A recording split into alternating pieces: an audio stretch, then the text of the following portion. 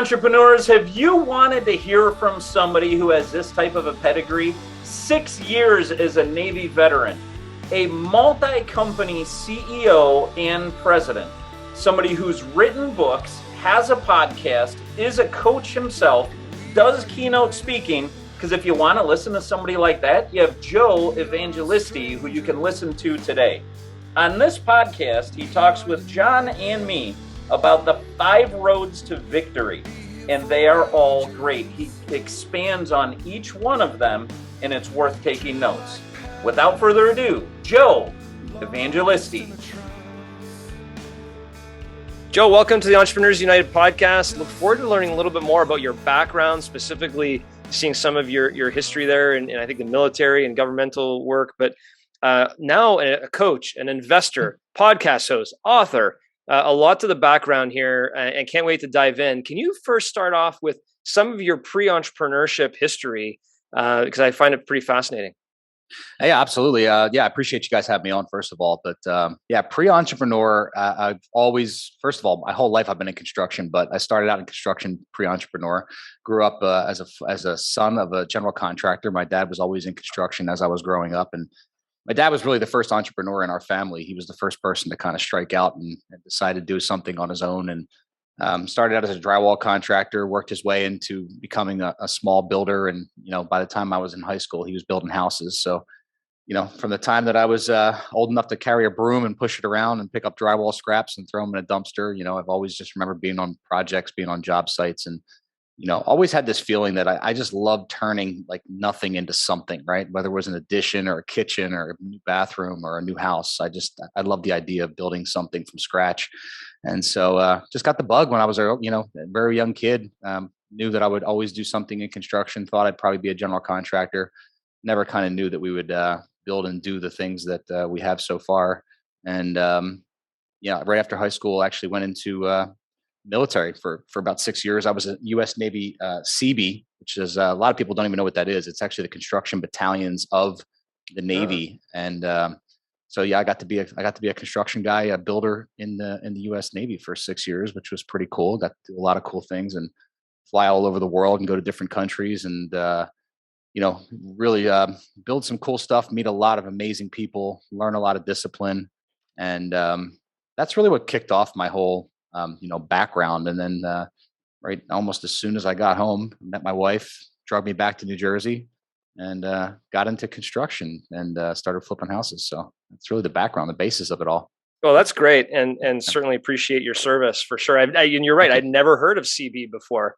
A lot of people haven't. Yeah. Joe, I gotta say I have, because I have a daughter in the Navy right now. She's in Pensacola, and awesome. She's been there for about 3 weeks, and she's going to be an aviation technician. Nice. So that's where she's at. So thanks for your service, John. I have heard of CB. All right. Well, at least I've learned something so far. Just wait, Rich. It's coming. Your turn's coming up. So you come back from the Navy, you meet your wife, you move back to New Jersey. So do you start your own construction company at that point, or how does your entrepreneurial route start at that juncture? Yeah, it's funny. I was actually running my dad's GC company at that point. And, I always tell people, me and my dad are best friends. We always have been.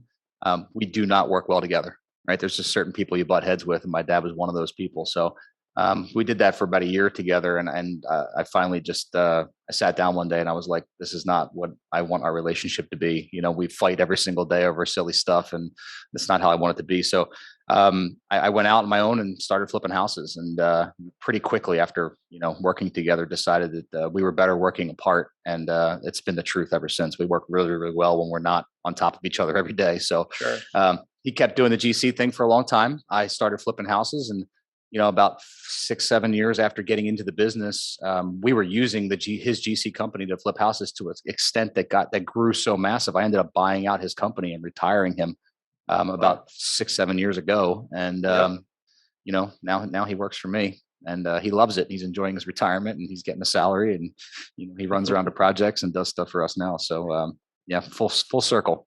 That's awesome. So probably a little less butting heads now that you've retired. Your father he's a consultant, right? And puts things in a little bit better space. But Yeah. So I'm assuming you've built up a fairly sizable real estate company, which I'd like to learn a little bit more about what that looks like today after all of these years and the pathway and learnings you took to get there. But then along the way, became a coach, became an author. Where did that extension? Why not just stick with real estate and construction and your passion as an entrepreneur? Why did you veer off into areas of coaching and authorship and the like? Yeah, and I think you guys probably both know this is there's really a calling and growth and contribution, right? We all want to grow and we all want to develop and we all want to become better versions of ourselves, but really giving it back is really where you feel your best, right? I mean, I've won at so many things as far as projects and closings and big deals and all that kind of thing, but I get more passion and more enjoyment, more happiness out of actually helping other people win. Truthfully, I mean, it's just a lot more fun. So, I've screwed up so many things along the way that the whole authorship and the coaching piece and the mentorship piece is me figuring out how to fix it. And once I did, is helping people learn how to fix it. We call it turning decades into days, right? Really collapsing time, because it took me, 12, 15 years to figure it out. And if I can help people to, learn those mistakes and overcome those obstacles in a shorter period of time, keep them from making the same mistakes I did, then of course it gives them a little bit of rocket fuel that I didn't have when I was back then in that spot. Love it. Love it. So many learnings that you're passing on, right? And I love the quote, turning decades into days. Yeah. And I certainly would like to dive maybe a little bit deeper into that. I'm sure there's way too many stories to share. But when you think about turning decades into days, what would be one of those biggest learnings you've had as an entrepreneur or as a person that when you talk to entrepreneurs, it's the message that you feel they need to hear the most? What is that one message? I really can't break it down into one. I'll tell you why, because I broke it down into I call it 5 roads to victory, right? The Seabees actually back in World War II had this thing called the 5 roads to victory. And it was 5 physical roads, John, where around the world, they actually had these 5 inroads that they entrenched themselves in to win World War II. And so I took that spin-off in our coaching program, and I decided, what are the 5 things that you have to learn to master in order to keep yourself from getting stuck in the same recurring mouse wheel that so many of us get stuck in. And that's where I found myself stuck so many times. I found myself chasing money or chasing opportunity or, working 100 hours a week and not making it home for dinner and not tucking my kids into bed and making excuses for why I had to do that crap. And, building businesses that didn't support my lifestyle. When I say I've done it wrong, I've done it wrong. Every way you can do it wrong, and failing so many ways that, I decided I've got to figure out how to dial it in. And that's where the 5 roads to victory came from, is really figuring out how to dial it in properly again, so we can collapse that time and make it effective. Would you share with us what the 5 roads are, Joe? Yeah, absolutely. The first one, and probably the most important one, is what we call expansion.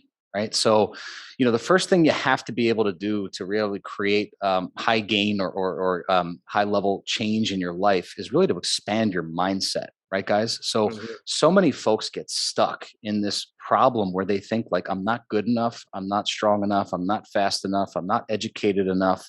I'm not, healthy enough. I'm not whatever. Right. And so what happens is, a lot of us have these great ideas, right? We have these, I don't know, I call them shower ideas. A lot of times I'm either in the shower or I'm driving and I have these aha moments, I'm going to go out and tackle this big idea. And then what happens immediately for most of us is we start to hear this voice, right? Something in the back of our mind that starts to say to us, are you sure about that? Right? Your wife's going to think you're crazy. Your team's going to think you're crazy. Maybe your friends are going to tell you that's nuts. Maybe you shouldn't do that. And so what we're doing is we're actually subconsciously, we're rationalizing the decision, right? And we break that word down into 2 parts, guys, that we're actually telling ourselves rational lies about why it is that we shouldn't go after our big dreams, right? And the reason we're doing that for the most part is because your subconscious is not wired for success. Your subconscious is wired to keep you safe, right? 10,000 years ago, we were cavemen. Right. And all we were supposed to do is feed our families and stay alive and stay warm. Right. So there was tigers and lions and bears out there trying to kill us at all given times. We weren't trying to do business. Right. We were just literally trying to survive. And so that's how your brain is designed. So when you start to do big things, your brain is hey, let's just stay warm. Let's just stay safe. Let's just stay alive. Let's just go eat. right? Like we don't need to go tackle big business ventures. And so success is not one of those things that we're designed or programmed to do. So your brain is going to naturally try to talk you out of next thing. So expansion comes from resetting that clock. So when I work with clients, I want to start to figure out what's the limiting belief? What's the factor that's keeping you stuck? What's the obstacle? A lot of times it's past experiences or it's failures that you've had before, or it's, it's abuse, or it's something that's happened that's kept you stuck, that made you think that you're not good enough to get to that next level. And we have to reprogram that. We have to eliminate that so that we can move forward. That's great. And that's number one of the 5 roads to victory. And you said that's expansion. And that's all about mindset. And just highlighting a few things that you had said, that the subconscious is not wired for success. It's wired to be safe. Your brain does not want you to succeed, believe it or not. You have to convince your brain. And by the way, that inner voice that talks to you, here's a little secret that a lot of people don't know. That's actually you. That's actually your voice. You're talking to yourself, right? A lot of people, we hear this voice and we like, oh man, the voice told me not to do it. You can actually retrain that voice to tell you to do stuff, right? You can actually motivate yourself to do things, but you have to reprogram it. You have to tell yourself the right stuff to get yourself moving in the right direction. Joe, before you move to number 2, is this similar to maybe the growth versus the fixed mindset? Is that a similar philosophy? Yeah, very similar. Yeah, very similar. Again, it's like the magic of thinking big, right? I mean, we've all read that book. I'm sure a lot of your listeners have read that book if they're listening to this podcast. It's the same concept. It's growth and contribution. And, the 5th and 6th human need. That's what really pushes us to next level, right? To get bigger outcomes, which we'll talk about next. Creating that pull that gets you to the other side. It starts with a bigger, expanded mindset. Right? Not just staying stuck in where you're at and being comfortable all the time, because that's not going to get you really where you want to go. You had mentioned growth and contribution being 5th and 6th human needs. That's a pull off of, I think, Tony Robbins on the 6 human needs. Is he one of the people who has inspired some of your work and what you do in your coaching? Oh, absolutely. Yeah. Tony Robbins, Jim Rohn, Les Brown. I mean, there's so many great thought leaders that have, created so much opportunity for all of us. But yeah, I mean, they're definitely one of the guys that I've studied a lot. I've been to multiple events of his, and a lot of my coaches have been master platinum coaches underneath of him. So I'm sure a lot of that stuff has trickled down into my head. Boy, before moving on to the second road to victory, I'd love to take a pause. I know some people who have gone to Tony Robbins events, and it has been as life transforming for them as it's advertised to be. Can you speak to that experience and what you did differently after going to that event? What did that unlock for you? Well, I mean, I think it goes right back to the first road that I just shared. It's unlocking expansion, right? It's starting to understand how your mind is wired and reprogramming it, right? Like, so, Unleash the Power Within, the UPW event, for example, that's the one where you walk on fire, you walk on hot coals, right? You're basically subconsciously reprogramming your mind to understand that you're not going to get hurt. You can tackle bigger things than you think you're capable of, right? And you're going to an event where 5,000 people are going to walk across hot coals, right? That's not something that we do in a normal course of life, right? Like if I said to you right now, take your shoes off and walk across hot coals, you'd be like, there's a lot more things that I'd rather do than that. But it's a matter of reprogramming the structure to determine what you're capable of doing and resetting your story, right? To make sure that that, hey, I'm capable of way bigger things than what I do on a day-to-day basis for the most part. Expand on that, on your expansion. For you personally, let's get into some of your story. What did you do differently when that unlocked some of your expansion? Oh, we just started shooting for the moon. I mean, like the self-storage business, for example, is a great parlay for that, right? So when I was doing single family fix and flip, we got our biggest year, we did 80 deals, 80 houses. And at one point, my partner and I were looking at each other and we said, what do you want to do next year? And he said, I don't know. Do you want to do 100? And he looked at me, I looked at him, and I'm like, I don't want to do 80 again. Like, it's just such a daunting pain in the butt kind of business. It was so, so much cash in, cash out, and stress and subcontractors and moving parts and pieces. And so we started thinking, well, how do we think bigger? How do we leverage bigger deals that take less resources, time and effort and energy. And so we started saying, okay, well, maybe we should develop commercial, right? And then we started looking into multifamily, and then we ended up landing on self-storage. Well, the truth is, in self-storage, now we can develop one deal that basically is all of the deals we would do in 1 year in single family. But now we could do 5, 6, 7 of those in a year instead of one. So now we're basically 7x, 10xing our business with less crew based on a mindset expansion, right? Just deciding like, let's put more zeros behind it. Right. And it's a scary thing to do at the beginning when you first start to set out and do it.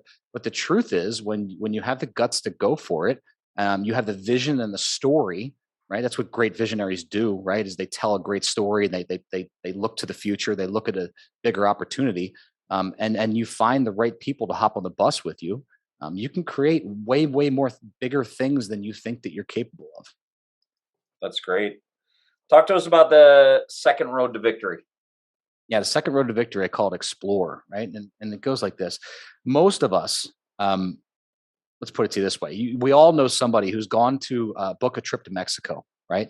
And they know what flight they're on. They know how they're getting to the airport. They know what seat they're sitting on in the airplane. They know how they're getting to the hotel. They know when they get to the hotel if they have a pool view or if they have an ocean view, right? They know where the bar is. They know when they're going to the beach. They know what day they're going hiking. They know where they're going to a restaurant. They know everything, right? You Sounds like one of Rich's vacations. Yeah, yes. They know plans every second. Day by day, minute by minute. They know they have contingency plans for rain days, right? They know it all. But what happens, gents, when you ask somebody what they want in life, right? What do you really want? You get this blank stare. You get these crazy, I don't know what I want. Like try to ask a high level entrepreneur what they really want. They can't answer you, right? They don't know. And they might have some figment of an imagination. Like they might say to you, I want to make $1 million a year. Why? What are you going to do with $1 million a year? What happens when you make $1 million a year? They don't know, right? So what happens is we're missing, when I say explore, we want to explore your plan of action. We want to explore your strategy. I want to understand what's the big outcome that you're driven to succeed to. Like, what are you trying to reach? Jim Rohn has this great saying. He said, in 5 years, every one of us, God willing, if you're still alive, is going to reach either a predetermined or an undetermined destination, right? Meaning you can just walk through life and you can wake up in 5 years and you can just, meander and you're going to end up where you end up because that's what you've been doing for the last 5 years. So the next 5 years isn't going to be any different. Or you can create a massive end game that you want to succeed to, right? You can put a big picture at the end of it. What's the outcome you want to achieve? What's that thing that you want so passionately that you're going to chase it? And when you decide what that thing is, that thing will actually magnetize you to doing the tough work that you have to do to drive you to get it done. That's what makes people jump out of bed in the morning, excited and passionate to go to work, even on the tough days, right? It's what makes you make the tough phone calls. It's what has you make the tough conversations or do the tough work, right? And it doesn't even feel like work sometimes because you know that I'm getting closer and closer and closer. I'm moving the needle towards my outcome. So I'm going to get to a predetermined location in 5 years because I'm hustling towards a determined location, right? So many folks, unfortunately, are meandering through life with no outcome. And I can't tell you how many times, guys, that I have, 53, 56-year-old clients that come to me and they're coming to me because they feel like they just wasted the last 20 years of their life and they still don't know what it is they're chasing. Yep. And they're trying to make up for lost time. And they have money. They've been quote unquote successful, but they still can't figure out what the hell it is they're chasing. Mm-hmm. Joe, one of the things that I've said place. in describing what you just described there is it's like being a ship at sea without a map. Yeah. And without a rudder. So you don't really know where you're going. Yeah. And you don't really know how you're navigating there. And when you don't have that, you're left to just survive and survive the next wave, survive the next crisis that comes by, just to live long enough to survive the next wave. Is the absence of having a map and knowing where you're going. And that's exactly right. So we have to determine, where are we at now and where are we going? That's the only way we can reverse engineer what we call the gap, right? We have to close that gap. And if we don't know where we're going, you can't close the gap. The problem with a lot of folks today is we're constantly changing the destination before we can even work on closing the gap, right? Because we see shiny objects, we want the next thing. Oh, I see what Rich has. Oh, I want what Rich has today, and then next week I don't really care about that anymore. I want something different. So the goalpost keeps moving, and therefore I'm never happy because I'm never in alignment with my goals because I don't know what my goals are, right? So it's impossible to reach an outcome that keeps moving, a goalpost that keeps moving. I have to determine, what is that outcome, and it's got to be a big outcome. Because when it's big, it doesn't move that much, right? When it's small, it's easy to move. Exactly. Well, walk us right down the road. Yep. What's number 3? Number 3 is efficiency. And the efficiency piece that's moving a lot of times, I call it check your toolkit, right? So when I was in the military and I would deploy overseas, I had to go build something in the desert. They would stick me in the back of a C5 and they would drop us off, right? Well, I couldn't just walk into the local Home Depot and pick up what I needed, right? I needed to bring all my tools, all my materials, and all my men with me to build what I needed to build. And the fact is that a lot of entrepreneurs are playing the game today with all of the tools they need and then some. They're bringing too many tools to the table. And the problem is that they're getting overwhelmed with the effectiveness and efficiencies of what they have to use, right? So what I mean by that is, so many of us have the world's best CRM at our disposal, and it's free, but we don't use it, right? So we chase the next thing. We chase the next thing. We're looking for push button overnight millions. We're looking for the automatic thing that just we want the CRM that calls our client and closes the deal and sends the contract, and then the money comes to our checking account. We don't have to do anything, right? It's like the Staples easy button.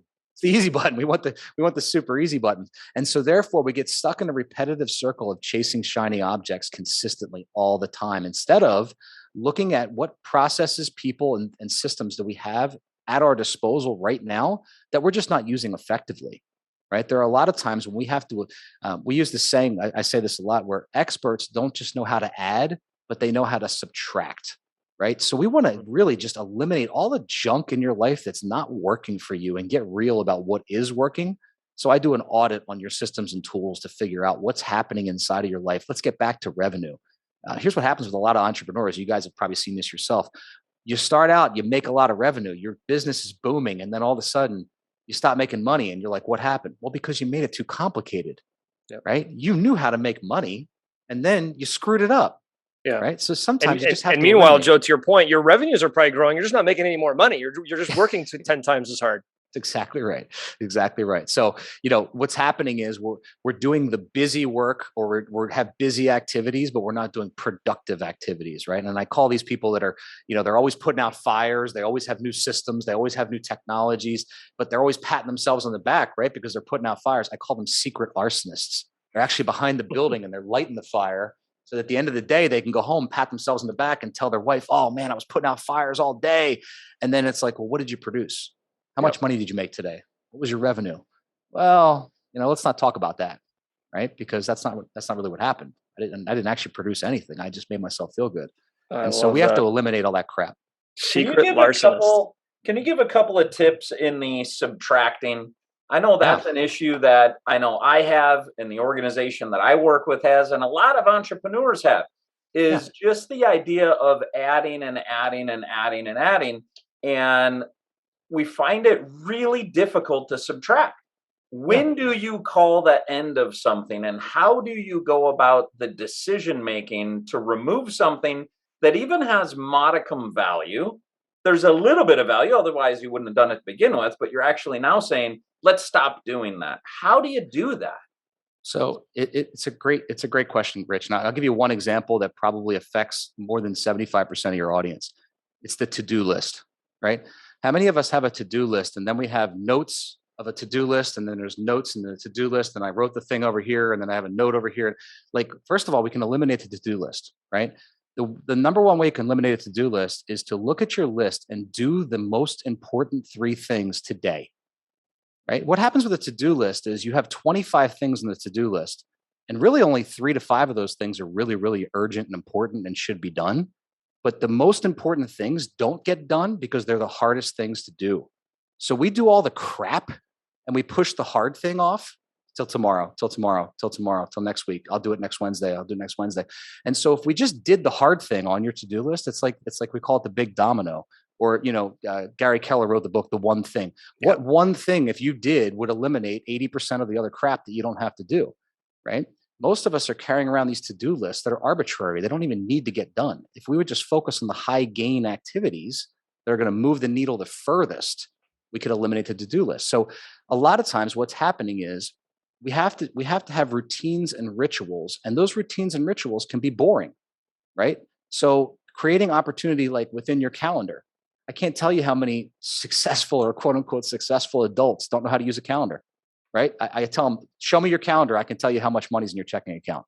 Yep. And they're petrified to show me their calendar because they can't use a calendar. They don't know how to use a calendar. And then I have, entrepreneurs that show me their calendar and they're booked from 5 a.m. to 9 p.m. and they're putting their personal stuff on there and they're putting their business stuff on there, their workouts, everything is down to the count. And I can tell you those people are the ones that are really effectively taking life by the horns and they're working it.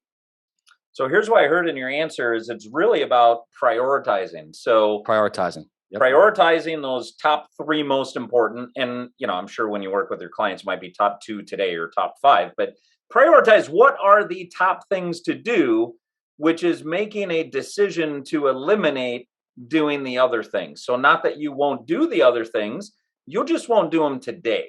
Is that the tactic you use primarily? So the tactic is called the 4 Ds. I'm going to give you away something here. The 4 Ds are do, delay, delegate, and dump. Okay. And do means I have time right now and it's going to take me 10 minutes and I have the availability. So I'm going to knock it out. Right. Because what we want to do is we want to avoid what's called decision fatigue. Right. When I carry around a to-do list of 30 things, I'm actually creating this concept in my subconscious. That's 30 different decisions that I have to make. And that's like wearing a weighted vest on your brain, right? You're literally thinking about those things, even when you're not thinking about them. It's just weighing on you. So if I can do something and I have the time, just knock it out. The second thing is delay it, but I have to delay it. There's rules to it. I have to delay it to a calendar. I have to delay it to somewhere where it's out of my mind. I'm doing it tomorrow at 1:00, right? So I delay it properly so I don't have to think about it. The third thing is I can delegate it. But most people get this wrong because they delegate it to somebody that's not capable of handling it. And then what happens? They have to check back in 4 times. Hey, did you do that thing? That thing I asked you? Remember that thing I asked you? How you doing with that? Do you need any help? Can I help you? How's it look? What can I do for? And so if you delegate it to somebody that's not capable and you create twice the work, then what was the point of delegating it? Right. So it's delegating it to someone who's capable and willing and it takes accountability to get it done to where you can trust that you don't have to worry about it anymore. And it's going to get done and come back to you. The number 4 thing, guys, is dump. And this is where entrepreneurs, they feel this people-pleasing need to do everything that's put on their plate. And the reality of it is that you have to learn to say no sometimes, right? We have to learn to dump things. Like there's things that are just not meant for you. And when you learn to say no, you take back your time. And these 2 things that we have are time and money.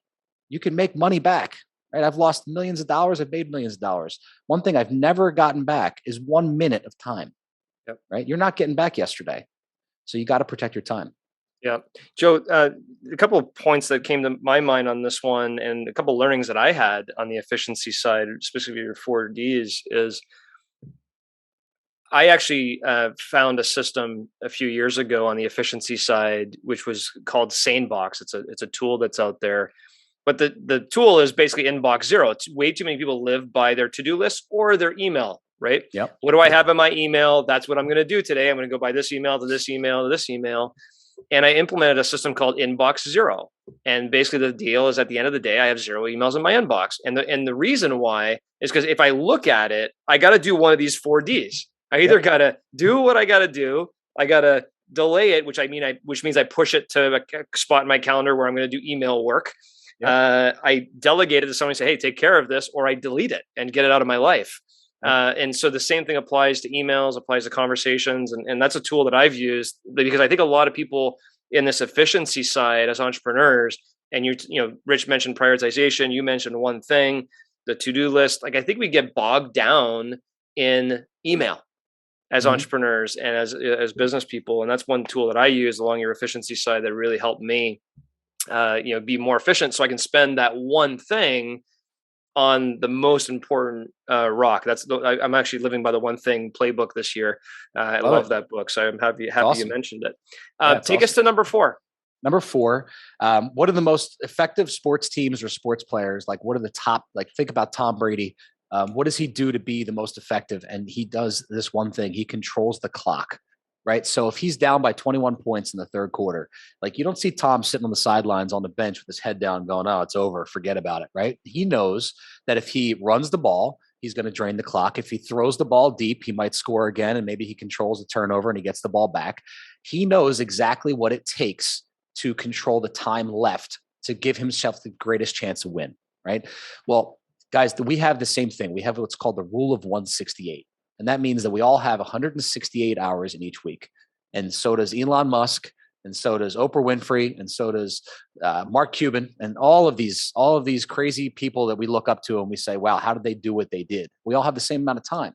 And so in that time, getting back to this efficiency piece, we have to eat, we have to shower, we have to pay bills, we have to do, all the day-to-day things. But then we have to do what we call high gain activities and high income activities, right? We have to actually be effective and get back to that productivity we're talking about. And so a lot of that part gets into, again, getting into the scheduling, but I actually break it down into the different levels of activities. We call this the productivity pyramid. I actually break it down into what quality of the activity you're doing. So the goal is to get to gold quality activities, and gold quality activities are technically priceless activities, right? Like when you spend time watching your 8-year-old at a soccer game, that's a priceless activity, right? That kid is not going to be 8 ever again, right? You're never going to see this soccer game again, right? In business, a lot of us have those times when we're in that zone where we're creating, and it's a priceless time for you. Like, that you're doing something that's effective for the business, that's going to help you guys move the needle or make a great hire or make a great acquisition, right? So how much time can you spend inside what we call the zone of genius in a given day?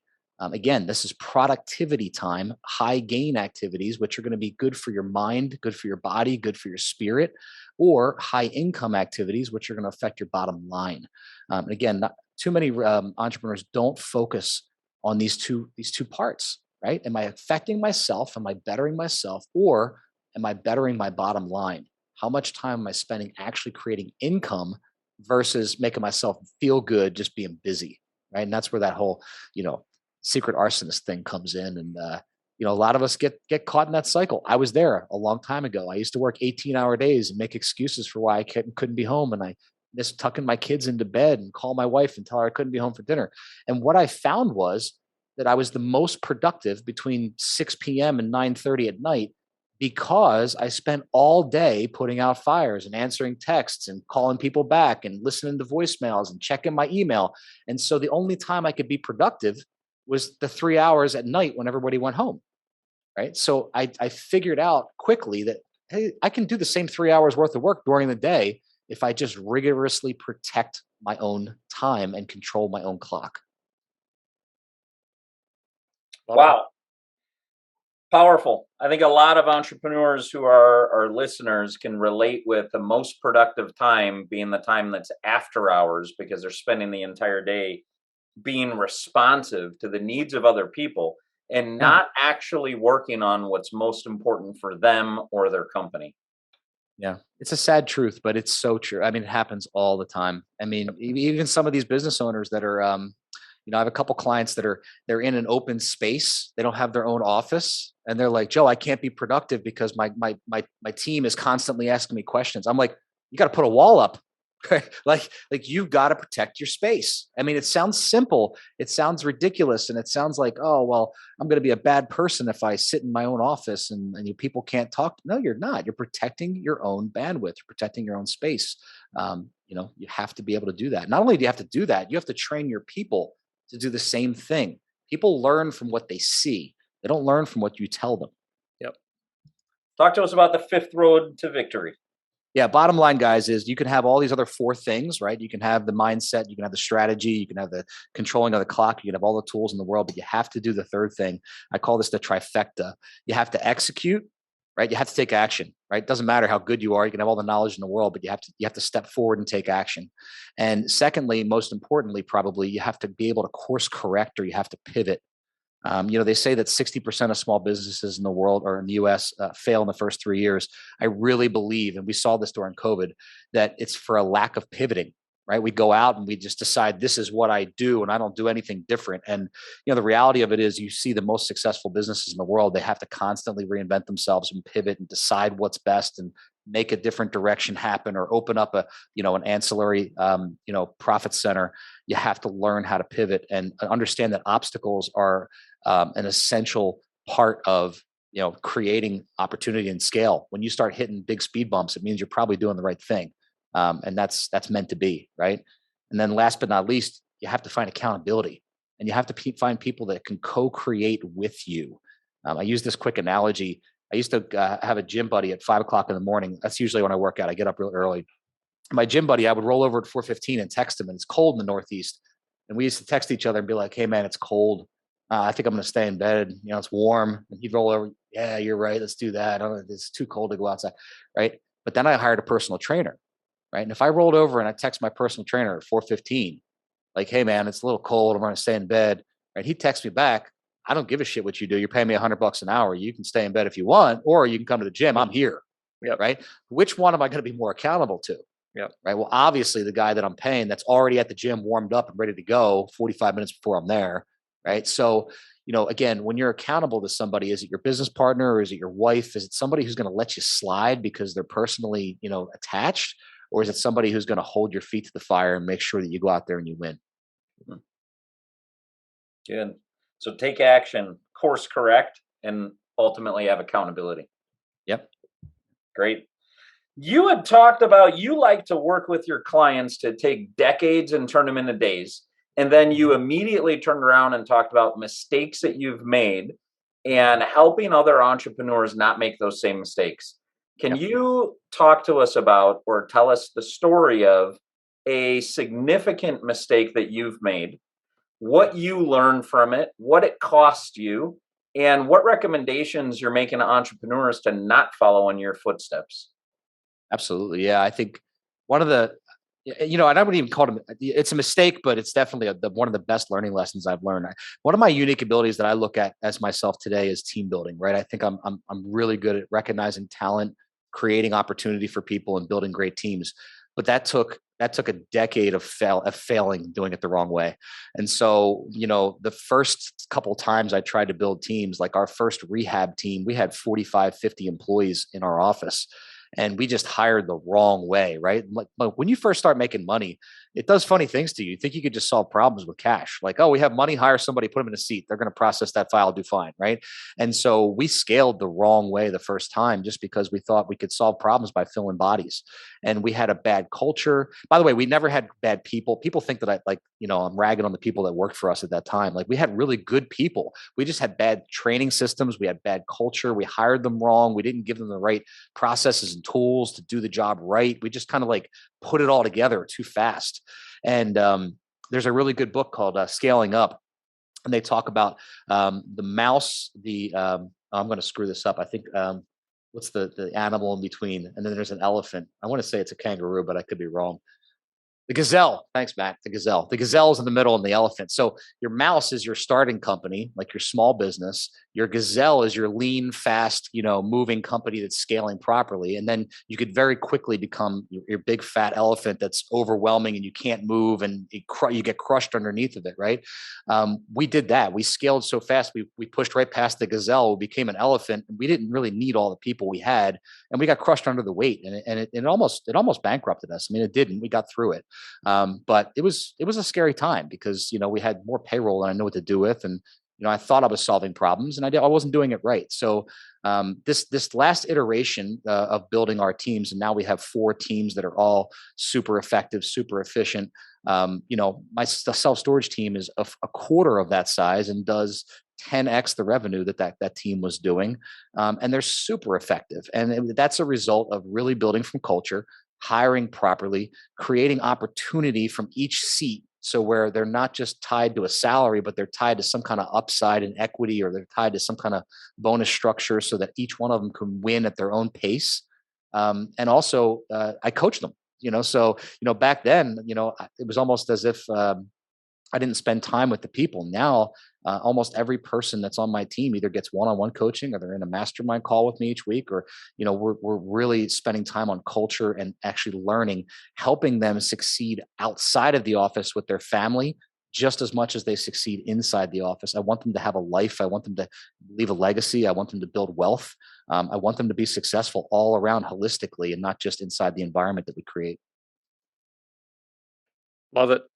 Well, I appreciate you sharing that, and I think you've referenced a lot of books and content here, from Tony Robbins to scaling up to One Thing to like just a lot of stuff that I know Rich and I are both all passionate about, and I really love the story. It seems like there's so much more under the hood here, and I know you wrote a book. Can you tell us a little bit about the book you wrote and your podcast, and where people can get more from your content?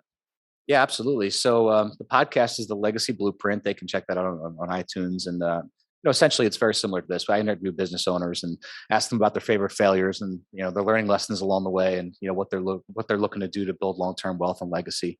The book, which is my third book, and actually the fourth one just came out, about self-storage. But Multiplicity, I think, is the one you're asking about, and it's probably my favorite book. All of my books, gents, I've written for my team. Like, I basically, they're like SOPs for my team. It's like the lessons I want to teach my team so that I can help them create more opportunity. And then we put them on Amazon, and, my coaching students and people like that will buy them as well. But they're really like my SOPs that I want to teach and coach to my people inside my organizations. And that's how they start out. And then they just become, commercialized books. What was the third thing you asked me, Rich? No, just about the podcast, your book, and how people can get more of your content. Oh yeah, and the more the content piece. On the coaching side, we offer a free, I call it a deep dive or a triage call that I do personally. I actually just love meeting and talking to entrepreneurs all around the country. So we coach doctors, attorneys, business owners, real estate investors, people from all walks of life that are really just looking to scale and grow on a business level, on a personal level. A lot of my coaching clients, believe it or not, they come to me, they have money. They're actually trying to create more time. They're trying to create more time with their kids and become a better, father and mother and family person, and, create more time freedom for themselves. But I offer this triage call to really try to figure out what's the big obstacle, what's the big roadblock, what's holding you back from your true potential that you think that you might have out there. So I actually spend 15 minutes on the phone just to get to know people. And, if coaching ends up becoming a fit and it's something you want to do, that's great. We can have that conversation, but this is not a sales call. This is more of a service call, free call. But they can go to legacybuilder.coach. Anybody who listens to this podcast, I offer that to folks that might want to take advantage of it. Well, that's great, Joe. And certainly it plays right into your growth and contribution, right? Like that seems like a massive passion of yours, right? Business is one thing, but the way that you're leading your team, trying to contribute to others through your information and guidance, I think is phenomenal. I really appreciate you coming on and speaking with us today. It seems like there's a lot more stuff for our listeners to get from you. So hopefully they all look up your books, your podcast, your coaching triage call. Hopefully you get a few calls from our group. So thanks a lot for coming on with us today. Thanks for having me. Appreciate it. Please stick around for a few more minutes while Rich and I break down this episode. Rich, turning decades into days. It seems to me, through some of the podcast guests we've had in the past couple of years, a lot around learnings, right? Failures and learnings, and how that can really help entrepreneurs that our guests coach to make sure they don't walk in the same footsteps of maybe not knowing where they're going. For example, in this case, right? Expanding their minds and lessons they learned that help them grow their businesses to where they are. And what I really loved about Joe was not only did he have a specific plan, for example, the 5 roads to victory and what he walks his people through, but very deep content knowledge, right? You were talking about Tony Robbins for a little bit, but you could tell he could probably go on and on and on about all the influences he's had in his life that have really impacted his direction from, basically a general contractor flipping homes to where he is today. What's fascinating is the more failures someone's had, the more valuable that experience is. No question. Yet the way that we're wired is to not want to fail. Yeah. But the people who you'd want to have as a business coach are the people who have had massive failures. Don't you want the business coach that has had the highest frequency of failures and lost the most amount of money, and then they've turned around and corrected it? But you'd want a coach who's failed first. And it's just so counterintuitive. I think it's fascinating, the point that you bring up about the number of people who coach others through their failure, but our wiring is to try to not fail. But that failure is one of the most valuable things we can offer. Yeah. Listen, failure is hard, right? I failed hard and it hurt. It still hurts. But one of the benefits you get, and it really contributes to your mind expansion, your growth mindset, is if you can pick yourself up after a small failure, a medium failure, or a big failure. And that could be a personal life component, could be a business life. If you can pick yourself back up, expand your mindset, and put yourself back on your feet and get to an area that you predetermine you want to get to. I love that. In 5 years, you're going to reach a predetermined or undetermined destination. You decide which one that's going to be. If you can actually pick yourself up, expand your mind, get to that destination, you will look back on that failure and go, you know what? That was the best thing that could have ever happened to me. It sucked. It hurt. It may have hurt even other people, but now I'm able to realize why that was so impactful in my life. Well, on the mindset side, it certainly reminds me of a former guest we had, Ryan Godfredson, who literally wrote the book on success mindsets and has an assessment for it. And the necessity to have the right mindset as an entrepreneur for yourself, about your people, about the business. And when those failures come about, you're almost insulated by having the right mindset and taking them as a learning lesson. Yeah, no question.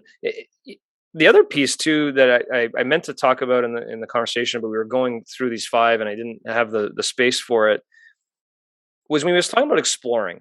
And it's funny because he was talking about going on a vacation, and it certainly sounded like the Rich Hoffman trip format system where everything's planned out. I need to tell you about that after I hear what you're going to say next. I need to tell you about that. Well, I guess where I was going with it is he said, most entrepreneurs will know exactly what they're doing on their vacation, but they don't know what they want out of life. And he said, they want to make money. Well, why? Why do you want to make money?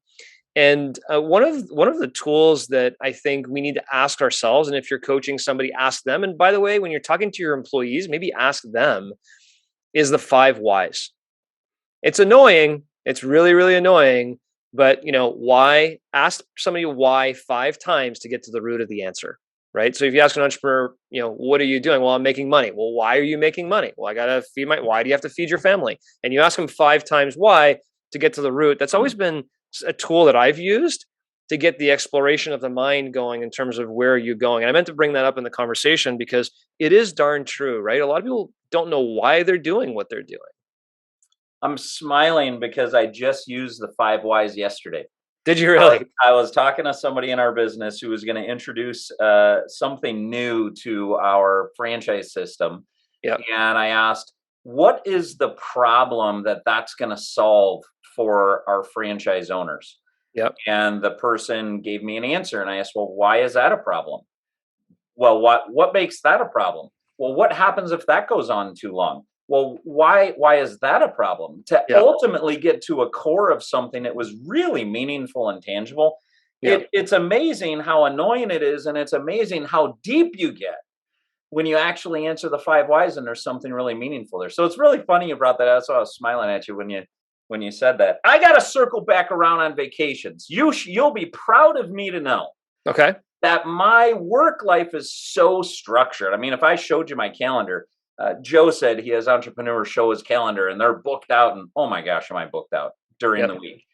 When Shelby and I travel and we go somewhere, we have gotten into scheduling nothing. Literally what we do is chase joy moment to moment. So we'll wake up when we wake up and we go, what do you want to do now? What's going to create the most joy, the most happiness? I'll tell you a story. We were in LA after a conference we had a few years ago, and we did this. And we said, well, what do you want to do? And we said, well, we want to go get a coffee. So we got up and went and go get a coffee. We're sitting out at the Starbucks. And we said, well, what do you want to do now? we looked across the way and there was a place that was giving massages. And we said, let's go get a massage. That'd be great. So we went and got massages. We came out of the massage place and we sat down on a bus stop bench. And we're like, what do you want to do now? Guess what happens when you sit on a bus stop bench? A bus comes. And we said, let's get on the bus. We don't even know where it's going. So we get on the bus. The bus ends up taking us down to LA Live. We get out, we have dinner down in the LA Live area. We ended up taking a picture of us. We went by a beach at one point. We took a picture of us at a beach. We got off at a bar, had a shot and a beer at a bar. Like, it created so many awesome memories. None of it was planned. And the only thing we were doing is just chasing joy one moment to the next. And that's how we vacation now. Well, I don't believe you. So we need to go on a vacation so I can find out for myself. You'll love it. And you're right. I had talked years ago, and you're remembering correctly, that we were going to put together, you remember it was the cruise format system? Yep. Was going to be like how to go on cruises and have the best time possible and do all the planning. So if we circle this back around to the point of this podcast with Joe on planning and how planning is necessary in order to get to a predetermined location. There are times, and I know you would vouch for this as an entrepreneur, sometimes you're just what we would call wayfinding. Yep. And the only predetermined destination is I know my next step, but I don't know the step after that. And have you experienced that, John? And what have you found more valuable in your experience? Is it the wayfinding of taking the next step, or is it in fact having this massive vision way out and navigating your way to that particular vision? Yeah, I think, in the concept that he also talked about the book, Thinking Big, right? I can't remember what the exact title of that one was, but the art of thinking big or magic of thinking big. And I'm a true believer that if you have a destination that you want to go to, a macro level, here's where we want to go, things seem to somehow get there. The road may go twisty and turny. You may not know exactly what you got to do today or tomorrow, but inevitably, if you think about that destination and you work towards it, you get there. Versus not really having a plan for the long term, and you have a short term plan of what you're going to do today. What you're going to do today is great, but if you're not doing what you need to do today to get to any destination out in the future, maybe it's pointless. So I'm really structured now, especially with that one thing thought process, which is, it starts with what is the one thing I ultimately want to accomplish? And then what's the one thing I got to do in the next 5 years to get to that ultimate one thing? Or what's the thing I got to do this year or this month or this week or today? And that structure has really provided me the guidance of what I need to do today. So I'm not sure if that's answering your question, but I think you need to have that predetermined route of ultimately where you're going to go. Like, for example, in your LA example, you knew what you wanted to do that day was to have joy and have fun and just explore. You didn't know what the bus was going to show up. You didn't know, but the things happen that way, and ultimately you experience the result. Yeah, accurate. Isn't there a statistic that the space shuttle on the way to the moon is off track like 98% of the time because it's constantly compensating for having been off course because there's no gravity. So, you turn the thruster on and go to the right and you go too far to the right. You turn it on and go to the left, you go too far to the left. Right. And I think that analogy speaks to being solid on your ultimate destination and where you want to go, but being flexible on how you get there. Yeah, I love that. And by the way, to finish this off, it's controlling the clock. I love this example. Yes. A lot of times we don't control the clock. We're mindlessly watching TV for hours. We're mindlessly doing something. We're not really controlling the clock to our benefit. And you're not going to get today back. We're not going to get this last hour back. Did we spend it the right way? I think I did. But I got to go spend the next hour the same way and get the most out of that clock because you got to manage it. You got to manage those 168. I love that example. Well, I'm glad today I controlled the clock with you and Joe for this particular podcast. I got value from it.